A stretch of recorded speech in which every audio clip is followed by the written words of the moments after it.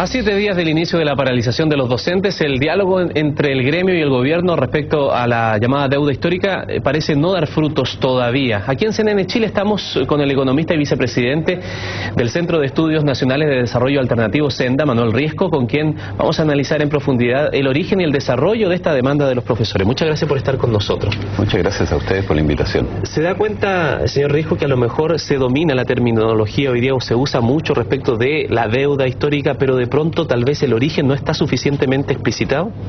¿Puede ser o no? Puede ser. ¿Dónde se origina esto y cómo se origina, señor Riesco? Esto se origina en el traslado de los profesores y los colegios a los municipios. Antes ellos eran funcionarios públicos y todos los colegios estaban en el Sistema Nacional de Educación Pública. Ahora, justo en esos meses se le otorgó a todos los funcionarios públicos, estamos hablando de 1981, un reajuste de 90%, hasta 90% de su sueldo base. Para recuperar el poder adquisitivo que habían perdido después del golpe militar, donde sus remuneraciones se bajaron a 1/3 de lo que eran antes del golpe. Entonces, para recuperar eso, se les dio este reajuste aparentemente inconcebible, de 90%. Y se le dio a todos los funcionarios públicos. Y los profesores eran todos funcionarios públicos. ¿Y por qué no les tocó entonces? Porque los trasladaron a los municipios. Entonces, al trasladar los municipios no reconocieron esta deuda que existía. Y de ahí viene el término de la deuda histórica. Ahora, el decreto de traslado establecía que se les debían mantener todas las remuneraciones. Y es por eso que centenares de profesores presentaron juicios y hoy día todavía reciben en sus liquidaciones de sueldo su sueldo base más otro tanto, un 90% de lo anterior, por este reajuste. Pero el grueso de los profesores no lo ha recibido. Ese es un buen detalle, porque el gobierno, cuando ha dado los argumentos, habla de decenas de fallos que son en contra de los profesores y que por lo tanto justifican esta posición que tiene hoy día de no reconocimiento. Así es. Pero por el otro lado hay fallos en donde sí hay reconocimiento y profesores que les aparece precisamente este concepto. Nosotros tenemos centenares de papeles de liquidaciones de sueldo en que aparece eso, de profesores que están hoy día trabajando. Ahora, todos los fallos negativos no han ido al fondo del problema, sino que han rechazado esto en función de otras cosas, como por ejemplo han aplicado la prescripción, cosas de ese tipo. Pero los que han ido al fondo, los fallos judiciales, han aceptado la deuda, porque es evidente, si el decreto lo dice, el decreto de traslado. Hay un argumento que ha esgrimido también, más allá de los términos judiciales, la autoridad en estos días, para señalar que los profesores han tenido un tratamiento especial después del retorno a la democracia para hacer aumentos de su salario, de su sueldo, para poder compensar esta pérdida histórica. Y por lo tanto, como se ha hecho ese esfuerzo, no correspondería el tema de la deuda histórica, porque ya estaría, entre comillas, pagada. En efecto, los reajustes que han tenido los funcionarios públicos y en general, y los profesores en particular, han sido superiores al promedio nacional desde 1990 hasta ahora. Sin embargo, como partieron ambos de una situación tan desmejorada el año 90, entonces, a pesar de estos reajustes que son superiores, los empleados públicos recién están hoy día ganando lo que ganaban antes del golpe militar.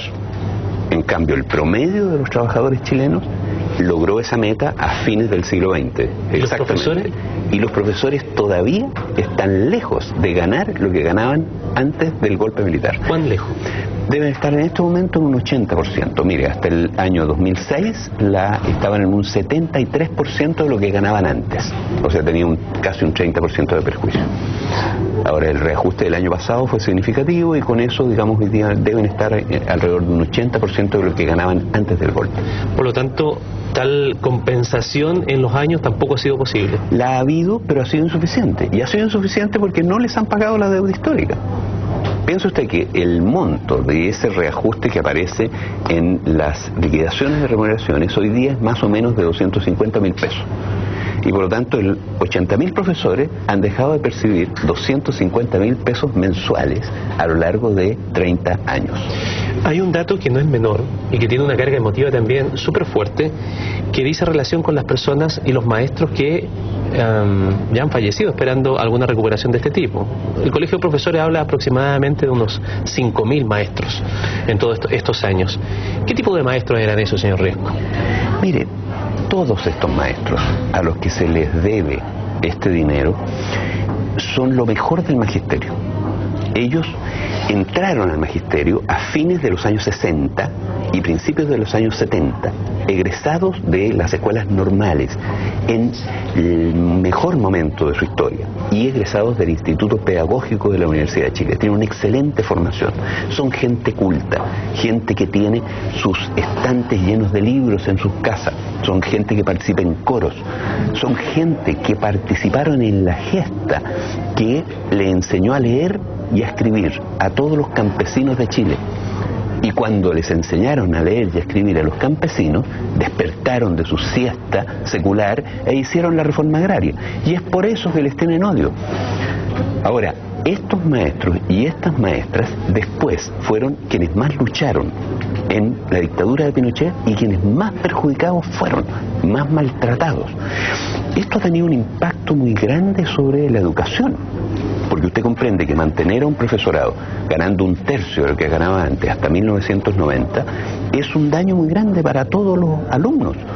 Ahora, esto se suma al despedazamiento del sistema de educación pública, que fíjese usted que en 1974 tenía matriculados en básica y media, lo que hoy es básica y media, se llamaba primaria y secundaria, al 28% de la población chilena. Es decir, de cada 100 chilenos de todas las edades, había 28 que estaban estudiando en primaria y secundaria con estos profesores.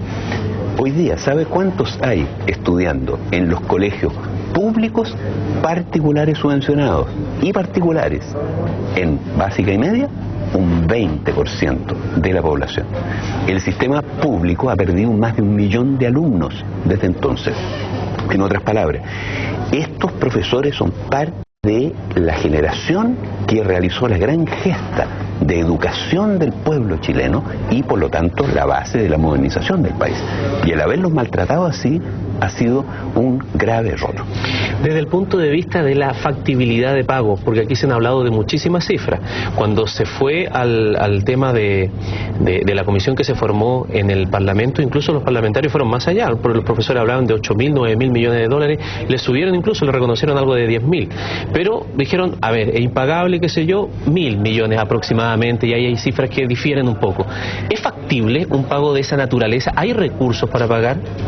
Mire, la comisión parlamentaria estaba integrada, a que usted se refiere, estaba integrada por todos los sectores políticos.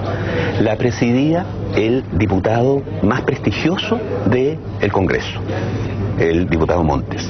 Bueno, esta comisión estimó con precisión, hizo un trabajo extraordinario, estimó con precisión el número de profesores afectados y el monto que se les debía, que eran, como usted dice, 5,2 billones de pesos, que son como 10.000 millones de dólares, 9.000 pesos. ¿Y qué es lo que hizo la comisión? Propuso una fórmula de reparación.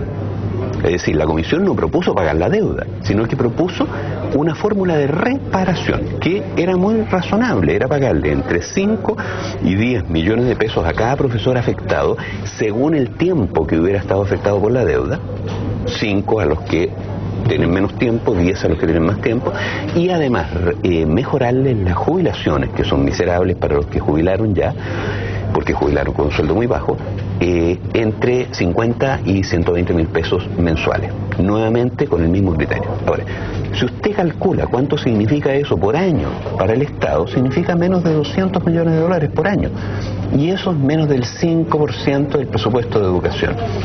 Ahora, las cifras han sido presentadas a la ciudadanía como cifras exorbitantes, como cifras que comparan con comprarse 46 aviones, con comprar... Es decir, esa es una forma de propaganda del gobierno que maltrata nuevamente al magisterio.